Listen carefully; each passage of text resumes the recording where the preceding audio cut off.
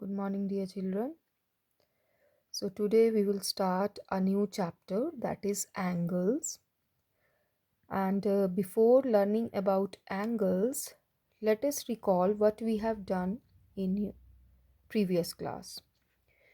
So, first is your point. We will learn about point. What is point? So, point gives you an idea about a location. Like we represent it with a dot. Here a dot is represented and we call this as a point A. We have named it A. So we will call point A. Here point L, point Q. So this dot gives you idea about this location. Next is your line. So we will learn about the properties of line. A line is a straight path, and line it extends endlessly in both directions. That means a line moves in both directions. It has no end point. Okay, and we cannot measure the length of a line as it extends endlessly in both directions, so we cannot measure its length.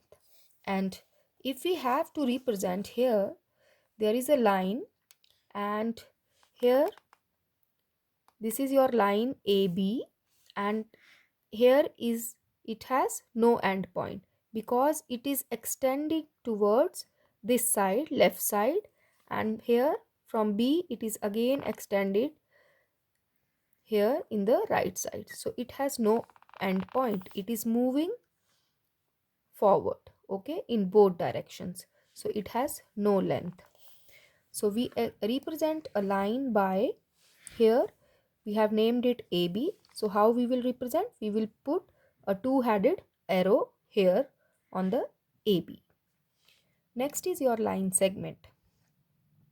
So line segment is again a straight. It is straight. It has two endpoints. Here I represented here. Here is our line segment PQ. Okay, and it has two endpoints. That is, here it is your P and here it is your Q. So these are two endpoints. It has a definite length and it can be measured because this line segment, it is not extended. It is not extending towards right or left side. So there, here P and Q representing a endpoints. So we can measure this length. It has a definite length. So line segment has a definite length. And where we find example here, like edge of a table, or like if we fold this paper here, okay, if we fold this paper, so the crease is here, okay, so we can find line segment. Okay, so now PQ represents a line segment. Here PQ is represented with the line segment. We have to put this dot here, and here PQ is representing a line segments. Now a ray is a straight. It is also straight. A ray has one end point and it extends in one direction. So here is a ray MN, as it has only one end point and it is extending towards this side. Okay, so it is starting from here and it is moving forward in this direction. Okay, so it moves only in one direction. So it extends in one direction. So it cannot be measured as it is extending. It is moving forward. So we cannot measure its length. It has no definite length. Okay, so how we represent this ray? We will write MN and we will put an arrow here. Okay, so this is how we can represent a ray. And where we find ray, we say that sun rays. Because why we call sun rays? Because the the heat is coming only from sun. It is extending in all directions. It is not going back. It is not going here and there. So it is just moving in one direction. So we call it rays. So here, let us now start angles. So first we will learn about the meaning of angles. So angle comes from the Latin word angulus, and which means corners. So here I have drawn few rays, and what is common here, that these two rays here in B and C, these two rays are just joining here at one point. Okay, so in C part again, here two rays are joining at one point. So what will be the definition of angle? So we can say that two rays with same endpoint forms an angle. So here let us take now, if we take these two rays and these two rays are joining somewhere, so it has, these two rays have same endpoint. Okay, so here we will say that angle is formed. Okay, we call it angle. So I have drawn here, this is your angle, and here we have two rays AB and AC. Okay, rays are here your AB and AC, and what is the end point here? A.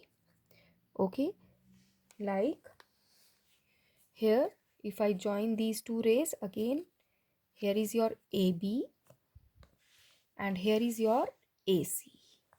So we call it AB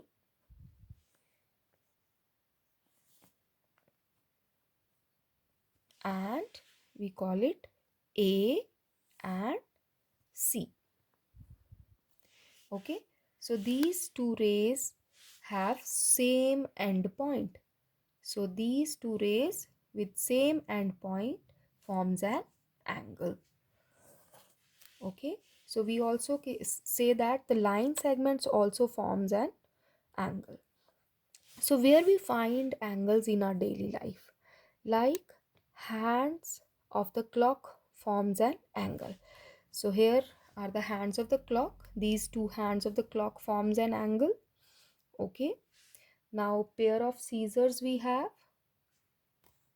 So here is our scissor, so this scissors forms an angle. Here the two rays are joining at one end point, we can say that these forms an angle.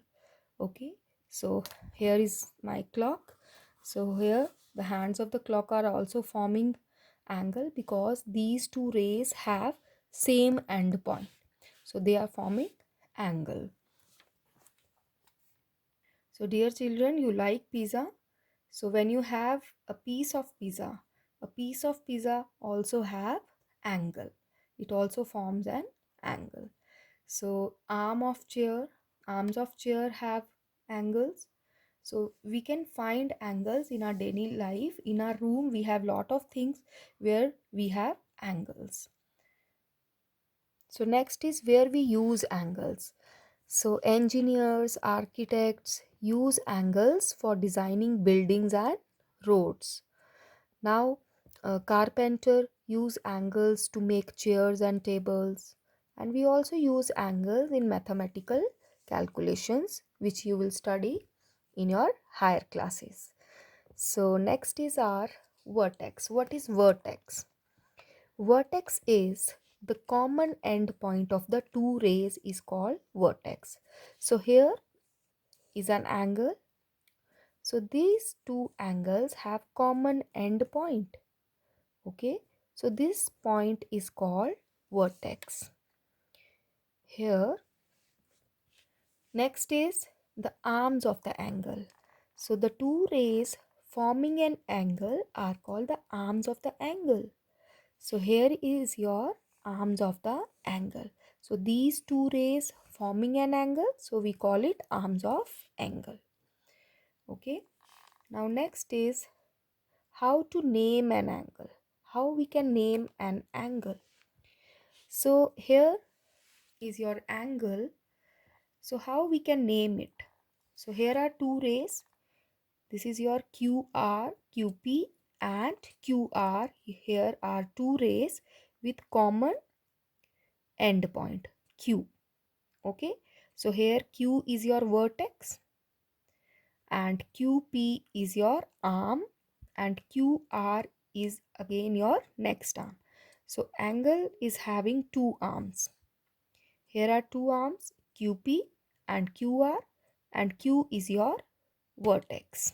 Okay, so we will say that here Q is your vertex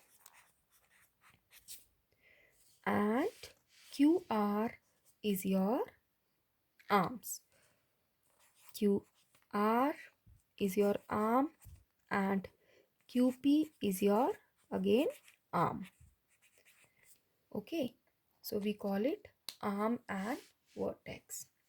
Next is naming an angle. So how we will name this angle?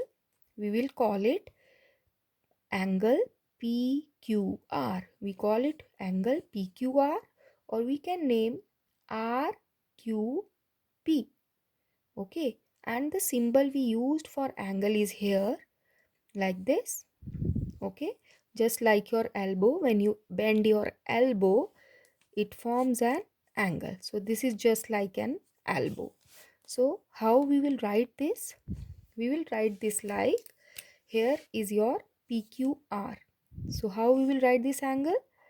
We write this angle like this, P. We will use this symbol and then we will write PQR. Okay, or we can also name it with R, Q and P. So we can write angle R, Q and P. So dear children, you have to remember that this vertex will always come in between other two letters of an angle. Okay, so here Q should come in between. So we will name like P, then we will say Q, then we will say R.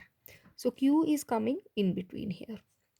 Next is your, how we can name in another way, R, Q or P. Again Q is coming in the center position. So this is how you can name an angle. So dear children, go through this topic and do your worksheets. Thank you.